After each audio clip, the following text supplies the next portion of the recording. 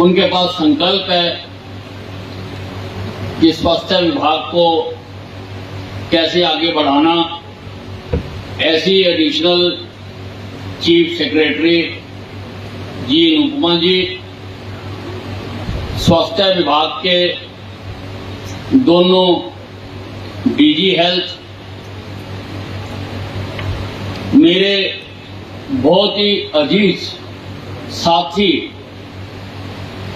छोटे भाई, आपके कर्मठ जुझारू विधायक असीम गोयल जी, मंच पर उपस्थित अन्य पार्टी के महानुभाव, अधिकारियों, उपस्थित देवियों और सज्जनों, मुझे अच्छी तरह से याद है जब असीम गोयल जी ने दूसरा चुनाव जीता था, इन्होंने कार्यकर्ताओं का धन्यवाद कार्यक्रम रखा था और उसमें मुझे मुख्य रूप से बुलाया गया था। वैसे दूसरे चुनाव का प्रचार का कार्यक्रम भी इन्होंने मुझको कहा था कि मैं आकर उसकी शुरुआत करूं, और मुझे याद है कि मंच से असीम गोयल जी ने कहा था कि टीबी अस्पताल हमारा बहुत खराब है, मैं चाहूंगा कि आप टीबी अस्पताल को ठीक करा दें। मैंने मंच से ही घोषणा की थी कि मैं टीबी अस्पताल नहीं, टीबी इंस्टीट्यूट बनाकर दूंगा, और उसकी आज हमने मिलकर सबने आधारशिला रखी है। ये स्टेट ऑफ आर्ट, सब सुविधाओं से संपन्न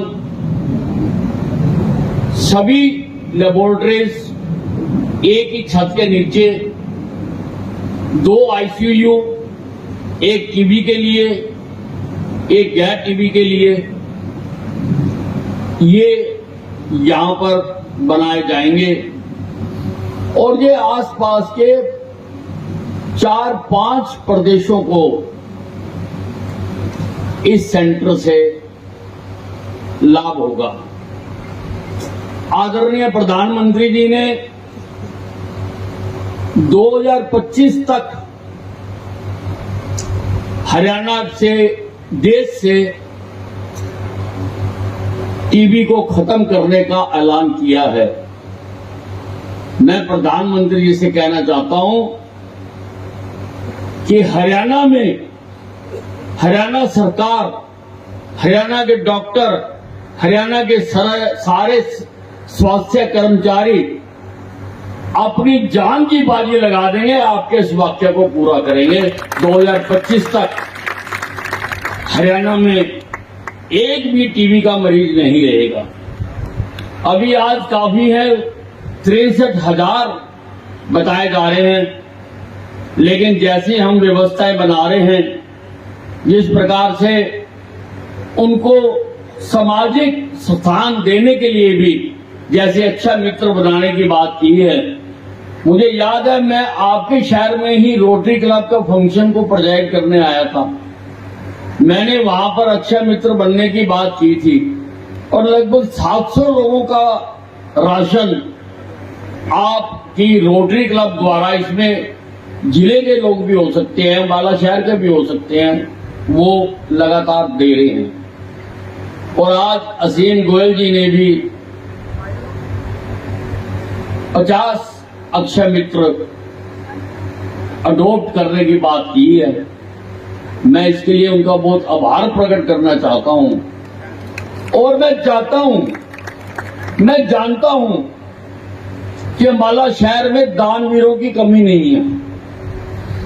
आप और भी बहुत काम करते हो, कई संस्थाओं को आप चलाते हो, स्वयं के इनिशिएटिव से जितने जो अक्षय मित्र अडोप्ट कर सकता है वो अस्पताल में जाए और अपना नाम और एड्रेस लिखा के आए। ये ऑनलाइन है, इसका सारा डाटा हमने ऑनलाइन रखा हुआ है और आप अधिक से अधिक ना केवल अम्बाला के जो है, क्योंकि जब स्टेट का सेंटर तो अम्बाला शहर में बन रहा है, तो आप तो दूसरे जिलों वालों को भी इसका लाभ हो, इतना बढ़ चढ़कर आप दान दें। स्वास्थ्य विभाग में हम लगातार काम कर रहे हैं। आपके अम्बाला शहर में भी आपके विधायक ने कहा मेरे गांव का अस्पताल बना दो, मैंने उसका अस्पताल बना दिया। आपने कहा कि यहां पर 100 बेड का और अस्पताल बना दो, मैंने उसका अस्पताल बना दिया। एक गांव का चोड़मस्तपुर का सीएससी थी, वो भी इन्होंने कहा, मैंने वो भी बना दी। हम केवल अम्बाला कैंट और अम्बाला शहर में काम नहीं कर रहे हैं, हम सारे हरियाणा में काम कर रहे हैं। अभी हमने यमुनानगर के अस्पताल का उद्घाटन करा, शाहबाद का मैंने अस्पताल बना के दिया, कुरुक्षेत्र का अस्पताल बन रहा है, पानीपत का अस्पताल बन रहा है, बहादुरगढ़ का अस्पताल का मैं उद्घाटन करके आया, गुड़गांव में 700 बेड का अस्पताल बना रहे हैं, मल्टी स्पेशल अस्पताल बना रहे हैं। लगभग 162 पीएससी जो टूटी फूटी हैं उनको तोड़कर नया बनाने के मैंने आदेश जारी कर रखे हैं कि उनको तोड़कर उनको नया बनाया जाए। वो जमाना बीत गया जब टूटी हुई बिल्डिंग में छत चोती हुई, एक लड़खड़ाता सा पंखा लगा हुआ है, डॉक्टर बैठा हुआ है, 300 मरीजों की लाइन लगी हुई है, और फिर हम डॉक्टर से उम्मीद करें कि वो अमेरिका जैसा व्यवहार करे। तो अगर अमेरिका जैसा व्यवहार करना है तो हिंदुस्तान को भी अमेरिका बनाना पड़ेगा। आज उनको भी एनवायरनमेंट देना पड़ेगा, अच्छी बिल्डिंग हो, पंखे लगे हों, एसी लगे हों। अम्बाला छावनी में हमने बना के दिया, कैंसर अस्पताल बना के दिया, सारे उत्तरी भारत के मरीजों को वो दे रहा है। और मेरे पास रोज डॉक्टर्स की फरमाइश आ रही है कि सर अस्पताल तो फुल हो गया, एक और बनाना पड़ेगा। मैंने कहा चिंता ना करो, मनोहर लाल जी के खजाने में पैसे ही पैसा है, जितने कहोगे बना के दे देंगे। हमें जगह की दिक्कत है, हमने आर्मी से 14 एकड़ जमीन मांगी है। हम कैंसर अस्पताल का भी विस्तार करेंगे और वहां पर स्पाइन इंजरी सेंटर भी हमारा मंजूर है, वो भी बनाएंगे, और आईसीयू भी वहां पर हम बनाएंगे। हमने सारे अस्पतालों में कभी किसी ने सोचा नहीं था कि दिल का इलाज भी अस्पतालों में होगा। अस्पतालों में मेरे 4 अस्पतालों में कैथ लैब चल रही है, स्टंट डालने का काम सिविल अस्पताल में होगा। जिन सिविल अस्पतालों में पट्टी करने के लिए नहीं होती थी, आज मनोहर लाल जी के राज में उन अस्पतालों में प्लास्टिक सर्जरी हो रही है। सारे स्पेशलिस्ट डॉक्टर हम भर्ती कर रहे हैं और इसको सहज बनाने के लिए हमने स्पेशलिस्ट कैडर बना दिया। वो फाइल थोड़ा सी रुकी हुई है, मैं जीन उपमा को कहूंगा कि जल्दी उसको निकालें, ताकि हम जरूरत के मुताबिक स्पेशलिस्ट डॉक्टरों की भर्ती करें। कहाँ आई स्पेशलिस्ट चाहिए, कहाँ गाइनो चाहिए, कहाँ पे ईएनटी चाहिए, कहाँ पे हार्ट स्पेशलिस्ट चाहिए। हम एक कैडर बनाएंगे कि कहाँ पर कितने डॉक्टर होने चाहिए, उसके मुताबिक हम भर्ती करेंगे। और हरियाणा देश का पहला प्रदेश है जिसने मैपिंग करवाई है। कुछ पढ़े लिखे लोग कहते हैं मैपिंग की क्या जरूरत है, पढ़ लिख के भी अनपढ़ हैं। पहले डिमांड बेस्ड अस्पताल खोले जाते थे, कहीं पर किसी की सिफारिश हो गई, कहीं पर किसी एमएलए ने कह दिया, कहीं पर लोगों ने जोर लगा दिया तो खोल दिया। पर मैं चाहता हूं कि नीड बेस्ड सुविधाएं देनी चाहिए। जहां जरूरत है वहां पे हम सुविधाएं दें। जहां कोई नहीं मांग कर रहा, कमजोर लोग हैं, गरीब लोग हैं, पर उनको जरूरत है, हम अस्पताल देंगे।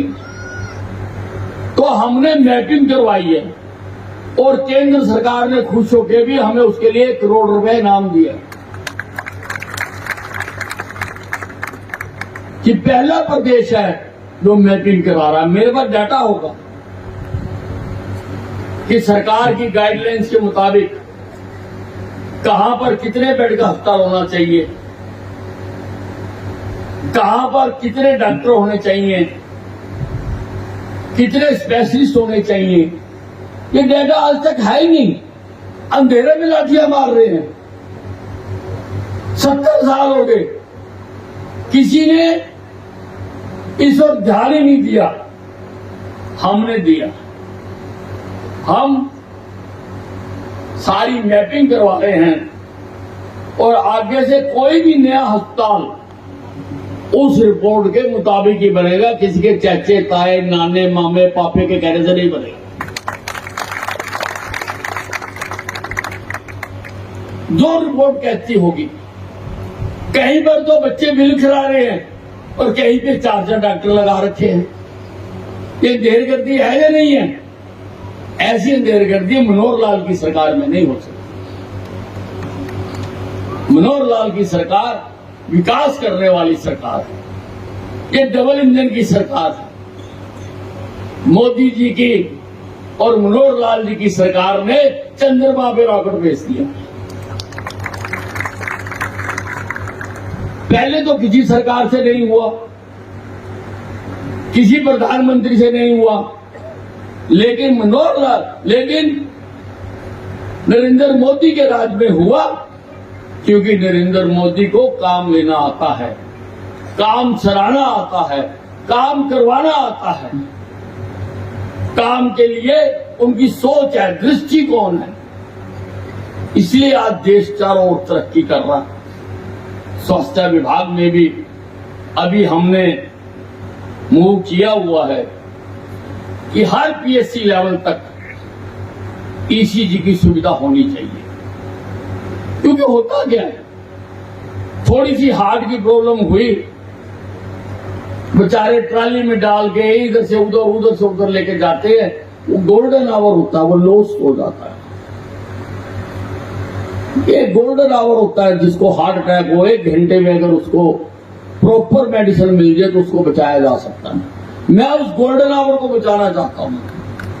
लगभग 60,000 लोगों की हार्ट से मृत्यु होती है साल में, मैं उनमें उनको बचाना चाहता हूं।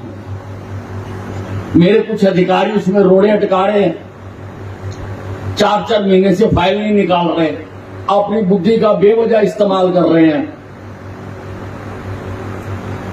कि क्या जरूरत है इसकी, अपना ज्ञान बांट रहे हैं। ज्ञान तो मुझे सबका निकालना आता है, आप जानते हो, मैं निकालता भी रहता हूं। अभी पुलिस डिपार्टमेंट का निकाला, 372 आदमी मैंने सस्पेंड किए और आज मैंने डीजीपी को कह दिया कि आज रात तक हर आदमी की मुझे सस्पेंशन चाहिए। 372 लोगों की सस्पेंशन चाहिए। मुझे काम करना और कराना आता है। ऐसे लंगड़ी मार अधिकारियों को मैंने खूब देखा है, खूब निपटा है, तो जानबूझकर अपने किसी स्वार्थों के कारण फाइलों को रोकते हैं। तो वो हमने करके भेज दिया, जल्दी उसके टेंडर होंगे। हर पीएचसी में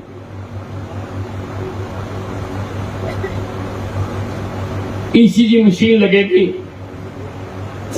अब हर पीएचसी में मैं हार्ट स्पेशलिस्ट नहीं दे सकता, लेकिन हमने कॉन्ट्रैक्ट की शर्तों में डाला है कि 10 मिनट के अंदर वो रिपोर्ट चेक करके भेजेंगे और अगर उसको प्रॉब्लम है तो 7 दवाई लिख के भेजेंगे, ताकि जो भी अटेंडेंट उस पीएचसी में है उसको वो दवाई दे दे और उसका 1 घंटा बचाया जा सके और उसको रिकमेंड किया जा सके कि कोई अस्पताल में चला जाए, लोगों की जिंदगी बचाई जा सके।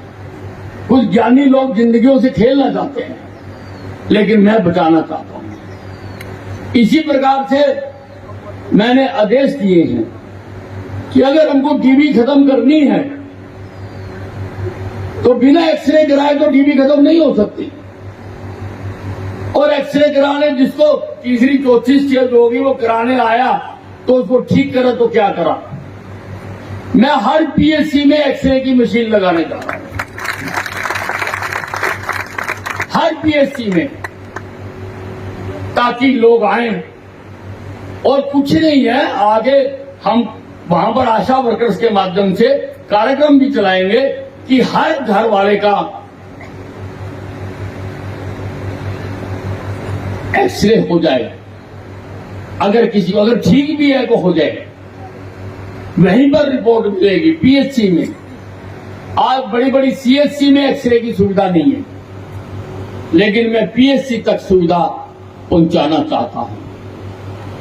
हम हर हरियाणवी का 2 करोड़ लोगों का हेल्थ कार्ड बनाना चाह रहे हैं। 2 करोड़ लोगों का, हर आदमी के घर घर जाकर हम टेस्ट करना चाहते हैं कि हर आदमी के घर घर जाकर उसको कोई बीमारी है या नहीं है, लोगों को पता ही नहीं चलता। लेकिन हम ऐसा सुविधा कर रहे हैं, इसमें भी टांग अड़ाई जा रही है। हम ऐसी सुविधा कर रहे हैं कि हर आदमी का घर घर जाकर टेस्ट किया जा सके, ताकि अगर किसी को कोई बीमारी है ठीक है तो अर्ली स्टेज में पकड़ी जा सके, अर्ली स्टेज में, और उसका कार्ड बन जाएगा। उसके क्या टेस्ट है, क्या होमोग्लोबिन है, कितने टीएलसी है, डीएलसी है, कितने ईएसआर है, सारा रिकॉर्ड उसके कार्ड में होगा। और जब वो अस्पताल जाएगा, डॉक्टर केवल कार्ड कंप्यूटर में लगाएगा, सारा डिटेल टीवी कंप्यूटर के ऊपर आ जाएगी। सब कुछ ऑनलाइन करना चाहता हूं। ई उपचार सुविधा पीएचसी तक पहुंचाना चाहता हूं। मैंने अपने विभाग के अधिकारियों को कहा है कि जो मैंने आदेश दे रखे हैं उनको पूरा करें। स्वास्थ्य विभाग को सारे देश में एक मॉडल राज्य बनाएंगे। हम मेडिकल कॉलेज की तरफ भी पूरा ध्यान दे रहे हैं, हर जिले में एक मेडिकल कॉलेज खोलने की कोशिश कर रहे हैं। आयुष की तरफ भी हमारा पूरा ध्यान है। हरियाणा पहला राज्य है जिसने कुरुक्षेत्र में आयुष यूनिवर्सिटी खोली है। हम अल्टरनेटिव सिस्टम ऑफ मेडिसिन पर भी पूरा जोर दे रहे हैं। उसके भी वेलनेस सेंटर, लगभग 500 के करीब वेलनेस सेंटर हमें मंजूर हुए, वो हम जगह जगह पर खोलेंगे ताकि अल्टरनेटिव। और मैं तो चाहता हूं कि भाई जिस पैथी से इलाज आ जाए, एलोपैथी से आ जाए अच्छी बात है, ना है आयुर्वेदिक से कर ले, होम्योपैथी से कर ले, सिद्धा से कर ले, यूनानी से कर ले। सारी पैथियां खोल रहा हूं, सारी पैथियों के अस्पताल और कॉलेज यूनिवर्सिटियां बना रहा हूं, ताकि हरियाणा सारे देश में एक मॉडल बने। और लोगों को 2 चीजें मैं बचपन से कहता आया हूं, जब से मैंने राजनीति में कदम रखा है, कि 2 चीजें सरकार के द्वारा गुणवत्ता की मिलनी चाहिए, एक शिक्षा और एक स्वास्थ्य, तीसरा इंफ्रास्ट्रक्चर, जिसको प्रधानमंत्री नरेंद्र मोदी और नितिन गडकरी ने पंख लगा दिए। जगह जगह पर हाईवेज बना दिए। अंबाला से नारनौल तक जा रहा है 25 तो 252 डी, जगह जगह पर 152 डी। अंबाला के चारों तरफ रिंग रोड बन रही है। अंबाला से दिल्ली वाया शामली हाईवे बन रहा है। अंबाला से कालाम बन रहा है। अंबाला से चंडीगढ़ अल्टरनेटिव रोड बन रही है। अरे पूर्व के नेताओं बताओ, तुम्हारे कभी सपने में भी आई ये बातें जो हमने वास्तविकता में धरती पर उतार दी? बयानबाजी करते हमारे से मुकाबला करने का। अरे हमारे से तुम क्या मुकाबला करोगे? 10 सालों में तुम अपने संगठन तक तो बना नहीं सके। हमने तो पन्ना प्रमुख तक बना दिए, पन्ना प्रमुख तक बना दिए भारतीय जनता पार्टी ने। क्योंकि तुम प्रजातांत्रिक पार्टी नहीं हो, तुम तानाशाही पार्टी हो, तुम संगठन के आधार पर नहीं चलते हो। भारतीय जनता पार्टी एक प्रजातांत्रिक पार्टी है, इसलिए हर स्तर पर अपना संगठन निर्माण करती है, उनसे बात करती है, उनसे राय लेती है, उसके मुताबिक फैसले करती है। तुम्हारा तो ऊपर से आर्डर चलता है, तानाशाही पूर्ण तुम्हारा है। और हरियाणा में क्या तमाशा हो रहा है? शैलजा हुड्डे को नहीं मानती, किरण चौधरी हुड्डे के कार्यक्रम में नहीं जाती। ये विधानसभा में एक ही बेंच पर साथ साथ बैठते हैं। मैंने आज तक इनको आपस में बात करते नहीं देखा। और वो घुड़सवार सुरजेवाला ये आरएसके ने पार्टी बना रखी है जो हुड्डे को नहीं मानती। हुड्डा बयान दे देता है, अगले दिन ही वो बयान जारी कर देते हैं कि हम इससे सहमत नहीं है। यानी पार्टी का बयान तो वो हुआ ना जो आरएसके कह रही है, जो प्रधान कह रही है। हुड्डा रोज नए नए शब्द बाग दिखाता रहता है। भूपेंद्र सिंह हुड्डा, तू शब्द क्या दिखाता है? तो जिंदगी में दोबारा मुख्यमंत्री नहीं बन सकता। तेरे लिए मैंने जेल में कमरा तैयार करवाया। तूने जितने अपने 10 साल के टाइम में भ्रष्टाचार किए, उसमें तू जेल जाएगा। तेरे लिए जेल में कमरा तैयार करा रखा। मुख्यमंत्री तो कभी दोबारा नहीं बन सकता। भाइयों और बहनों, ये हिंदुस्तान का स्वर्णिम युग चल रहा है। स्वर्णिम युग जिसमें नरेंद्र मोदी प्रधानमंत्री है, मनोहर लाल खट्टर मुख्यमंत्री है। पहले यहां पर जो लूट होती थी, किसानों की सस्ते में जमीनें खरीद के प्रॉपर्टी डीलरों को बेच दी जाती थी। नौकरियों की मंडियां सस्ती थी, तबादलों के बाजार सस्ते थे। उन सब से मुक्ति दिला दें। गोल्डन पीरियड है। हम खुशकिस्मत हैं कि हम इस समय के साक्षी हैं। हम दृष्टा हैं। हम ये समय देख रहे हैं। नहीं तो इतने इतने बुरे समय हमने देखे कि रोज नित्य नए भ्रष्टाचार की खबर आती थी। कभी 2G स्कैम, कभी कॉमनवेल्थ स्कैम, कभी कारगिल युद्ध विधवाओं के लिए जो फ्लैट बने उनका स्कैम, करोड़ों अरबों रुपए के स्कैम। और हरियाणा में भी जीजा श्री ने जो कमाल कर रखा था, वाड्रा ने, वो सबसे किसी से छुपा नहीं है। इन दुष्टों से मुक्ति मिली है। आप लोगों ने भाजपा की सरकार बनाई है, इसलिए मुक्ति मिली है। ये गोल्डन पीरियड है। अपनी ये विरासत को संभाल के रखना। धन्यवाद।